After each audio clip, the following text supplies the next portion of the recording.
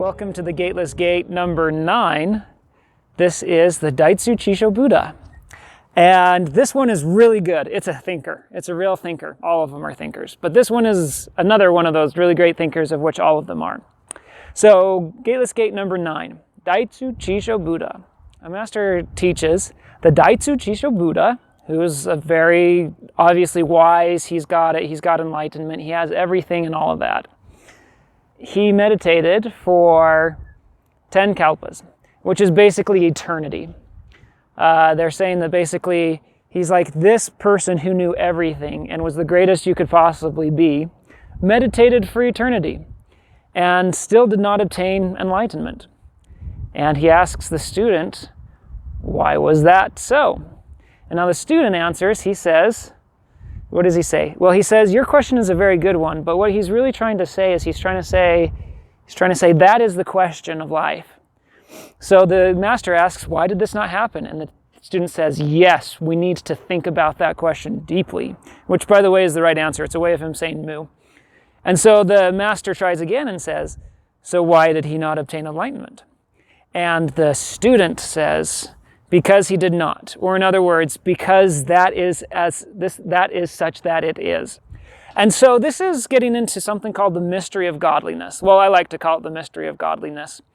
It's also the mystery of Mu, and it's also the mystery of how that dog in Koan 1 somehow has the Buddha nature, and yet he does not. It's because it takes eternities to receive enlightenment. And how could someone obtain this enlightenment that takes eternities upon eternities? Well, the key is that it's not a physical process. It's a spiritual process. It's something that's very much beyond just the physical. And so it's like traveling to heaven. Think about it that way. If you were to try and travel to heaven, you could travel for eternities and you'd never find it. But if you can get enlightenment, if you can just get a piece of heaven within you, you will be there instantly. This is what Mumon's saying when he talks about these things. He says that, you can know the old Indian, meaning you can know the person, the Buddha, or you can know these people, these teachers, but even though you know them, you're still millennia from understanding what it is that they're going through. And then Mumon gives the key to kind of help us get there a little bit faster. And the key, once again, is don't focus on the physical journey, because it will take you literally eternity, but focus on the spiritual journey. And in the spiritual journey, you could be there in an instant. You could be there in an instant if only you could figure out how to cross this barrier that is not there. He says, rather than put the body to rest, meaning rather than focusing on the physical body, which rest is good for the body, don't get me wrong there, but rather than focusing on the physical body, put the heart to rest. And that heart is your power. It's your life source, right? And in a way, it's a tie, because the spiritual and the emotional get tied into the heart. And then the heart pumps the blood, the life force, throughout your entire physical body. So rather than put the body to rest, put the heart and put the mind to rest.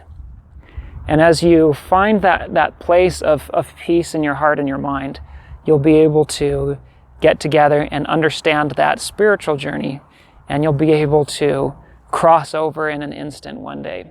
You'll be able to get there. And so that's the message of the Daitsu Chiso Buddha. And it is the question. It is the mystery of godliness. And it is the question we should ponder. And it is such that it is.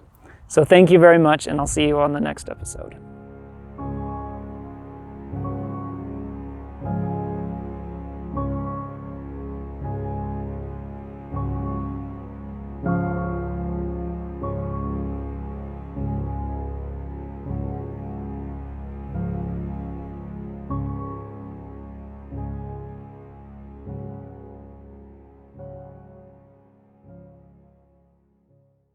That is such that it is.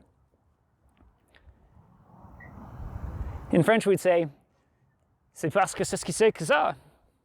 Ce qui c'est que ça. This that it is that it is. Yeah. In French, the French know how to say it. French would be, c'est parce que c'est ce qui c'est que ça. But we're not French. So anyway.